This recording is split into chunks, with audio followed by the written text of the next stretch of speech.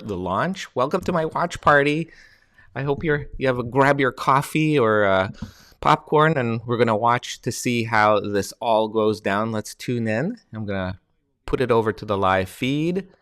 There we are. Minus 40 seconds. I hope you're having a good day. day. Listen and monitor for another few minutes.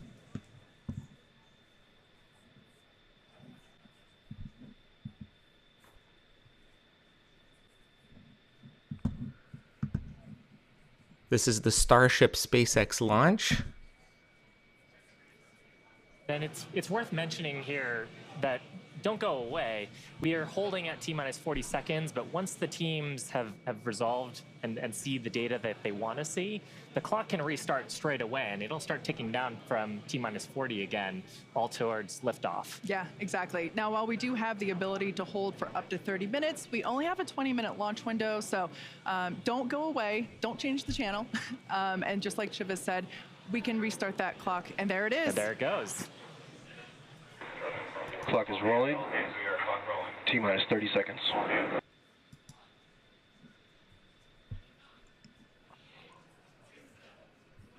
This is exciting. We'll see how it goes. Crossing my fingers this works. T-minus 15. Oh, all right. Here we go, guys. 9, 8, 7, 6, 5, 4, 3, 2, 1.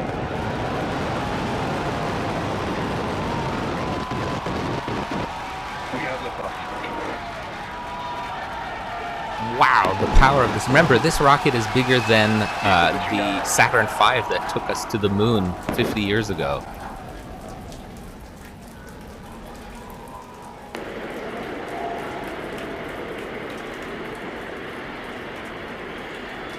Incredible, look at that.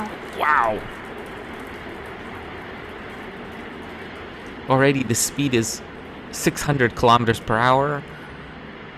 This mission is supposed to last about an hour and a half if it works, but likely there'll be something that might happen. This is only the second attempt. Power and telemetry nominal. We've heard power and telemetry nominal call out. We're heading downrange over the Gulf of Mexico.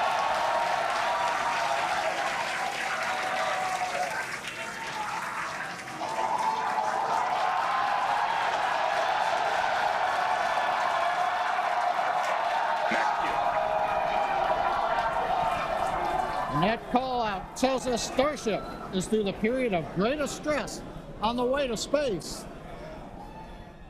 This is very good. The major event is hot staging in just over 90 seconds from now.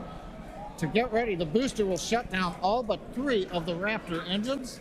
Clamps holding the 2 stages together will release, and the Starship's second stage will ignite its engines. Starship will then separate from the Super Heavy booster and head to space.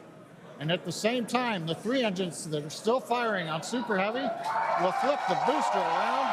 10 more engines will ignite for the boost back burn, putting the first stage on path for a splashdown in the Gulf of Mexico. This is really a big moment for SpaceX and NASA, obviously, because NASA has pegged this rocket that you're seeing right here, the Starship, which is the second component sitting on top of the booster. It's the black portion of the rocket. That is what NASA has scheduled to take humans to land on the moon on the Artemis 3 mission. We're about to shut down the first So this has to work eventually. And so far, this mission's going well. We're already at 5,000 kilometers per hour, 2.5 minutes into the mission. This is really good. It's going a lot better than the first test flight that we had in April. If you remember back, that one exploded very soon after launch. So we'll see how far more this test can go. Stage separation. Boost bank startup. Okay, stage separation went well.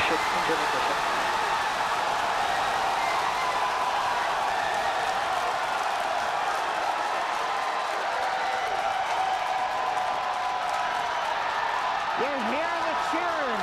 The first ever successful hot stage for SpaceX's Starship. incredible views of our Super Heavy booster.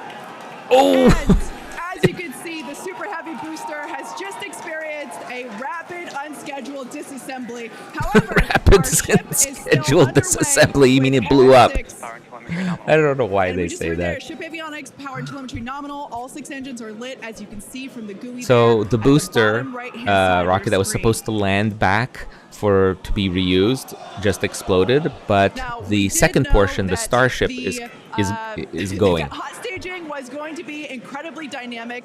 We knew that there was a chance that the booster would not survive, but we're going to take that data and figure out how we can make the booster better for the next hot stage.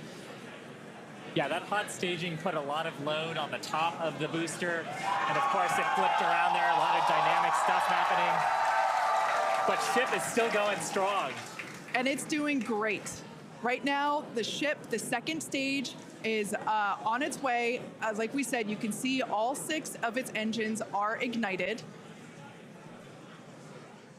The next major milestone for the ship will be the shutdown of those engines, or SECO, second engine cutoff, which if you follow our Falcon 9 launches, familiar terminology there. So this is really interesting, guys, because now what we're talking about is the second stage, which is where potentially human, astronauts would be on board. There's none on this test flight. It's uncrewed, but it's just a test. But it's showing us that it's working well so far. This is the critical component. The booster exploded, but it delivered Starship into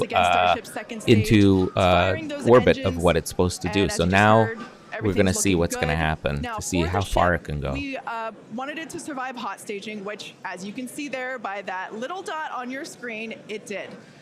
We also want to basically demonstrate that the successful startup of those engines, demonstrating controlled ascent, which is what it's doing right now, and eventually orbital insertion. We are hoping to basically send this around the Earth, and if it makes it this far, splash down in the Pacific Ocean, a couple hundred miles north of Hawaii.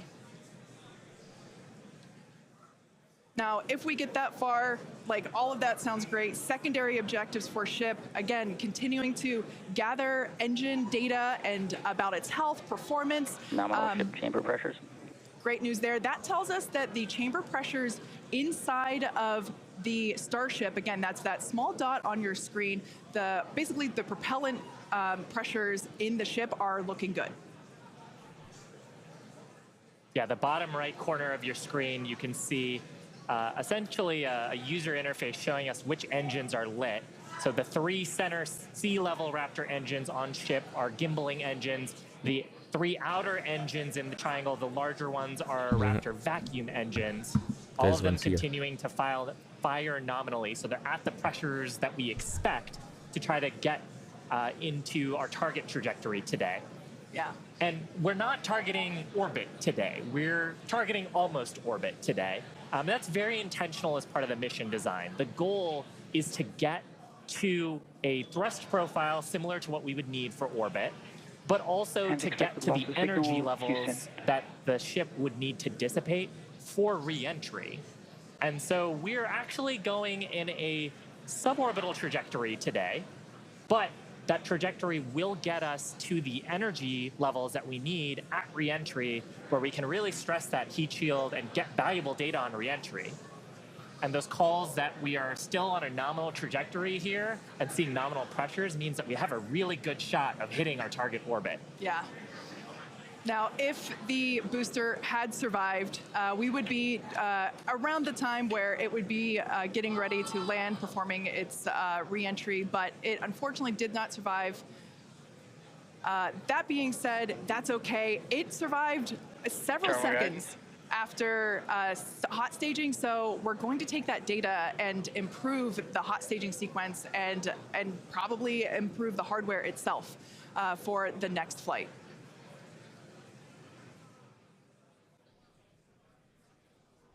It's almost you can't see it anymore. Oh, a little bit there. Oh, something's going on. Uh-oh. Did it blow up? There's no more speed. The speed stopped showing. That doesn't look good. That doesn't look good. I don't know, guys. Did it just blow up? Maybe it blew up. I don't know. They're standing by for a call out here. Coming up on the projected time that ship would shut down its engines. Oh, okay. Maybe that's what it did. Well, they're happy about something. As you can tell by the excitement from the crowd here at Mission Control Center in Hawthorne. There's a great view of our Star Command Center. That's our control center at Starbase Texas. The crowd here, Mission Control Center behind us in Hawthorne. Everyone is super exciting. What a successful day this has been so far. Oh, no signal. Okay, interesting. What does this mean? What does it mean? Equating acquisition of signal. So they lost the signal. I don't know if this was intentional, expected, or did something happen? Did it blow up? To this point, major successful milestones through hot staging, which was the big objective today. Wow, this is exciting. So it did work. This test definitely went a lot better than So we are going to head into one. the coast phase planned for the next about hour and 5 minutes. We'll be returning around the T+1 hour and 15-minute mark. And that's while we're waiting for Starship to continue on to its next step for reentry. We're not totally sure what video we're going to get, and that video comes normally by overflying ground stations, but we don't have a ton along our flight path. So fingers crossed that we will get some via Starlink on this mission since we're testing that out. You can see Elon Musk there and his crew And also at the give control us a moment. We center. are hearing some chatter on the net, so we're going to try to parse that for you.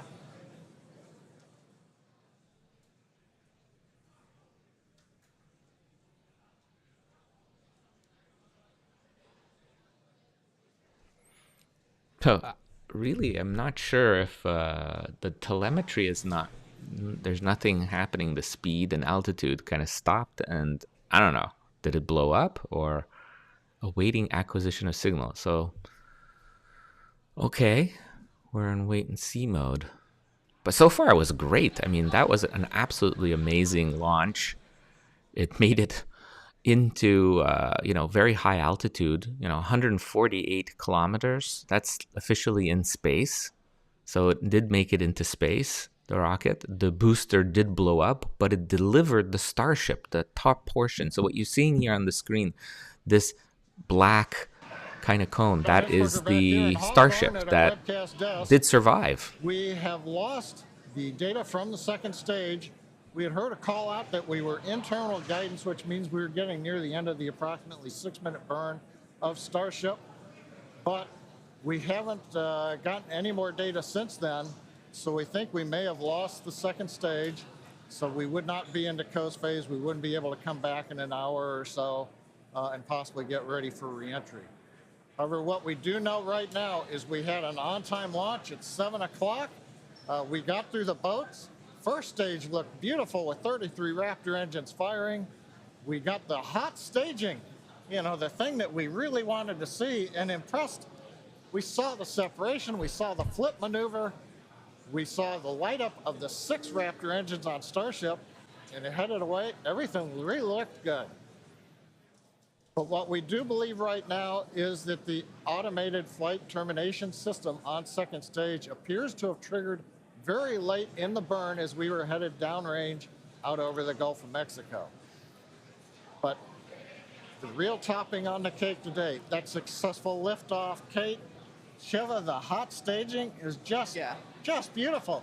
Exactly what we were looking for. Yeah, ultimately, honestly, such an incredibly successful day. Even though we did have a RUD or a rapid unscheduled disassembly of both the Super Heavy booster and the ship, that's great. We got so much data, and that will all help us to improve for our next flight. Of course, and that's why we flight test, and you can bet that there's going to be more to come. So we really do want to thank you all for joining us. Of course, we want to thank the people of Cameron County. We want to thank all the federal agencies that have supported us for our test. And of course, a huge congratulations to the entire SpaceX team on getting through this flight test today. And I think with that, we're going to sign off from here in Hawthorne. Thanks so much for tuning in, and we'll see you next time. All right. So there you go, guys. That was really, really cool to be able to see that kind of a launch. Was perfect. This is what we wanted to see, at least that it could survive the integrity of the booster and the super heavy lift vehicle and the Starship, that black cone-like object, like I said, the Starship, that will carry humans to the moon in hopefully in 2025 or 2026, depending on how fast SpaceX really develops this system, this launch system. NASA has a huge contract, multi-billion-dollar contract with SpaceX to really make this work, this launch system work.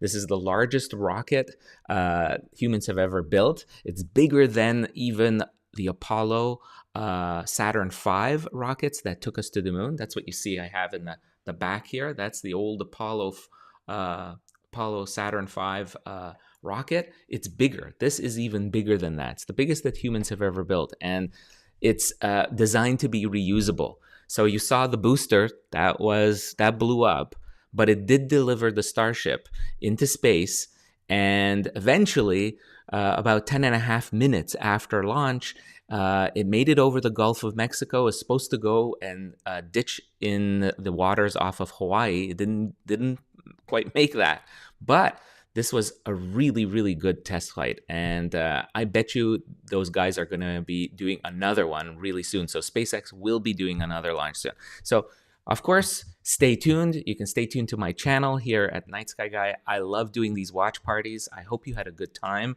It didn't take too long, but it was a really success. I'll post definitely any article that will describe when the next launch attempt will be, and a link to SpaceX as well, so you can read about all the different aspects about this rocket, this amazing Starship rocket that will take humans to the moon. And then eventually, the idea, of course, SpaceX would like to use it to go to Mars. So it'll be really neat to see what they're going to be up to, how they're going to make this better and a success over the course of the following months and next few years. It's going to be really exciting, guys. Hope you enjoyed that. Thanks for tuning in. And I hope you have a great weekend wherever you are. And don't forget to tune in on Monday for my weekly Night Sky This Week. That'll be on Monday at 1 p.m. Eastern Time, North American Eastern Time. Wherever you are, tune in and we'll be talking about what you can see in the night sky as usual every week. Thanks so much for joining me, guys. I hope you all had fun, and I'll see you on the next video. Bye-bye.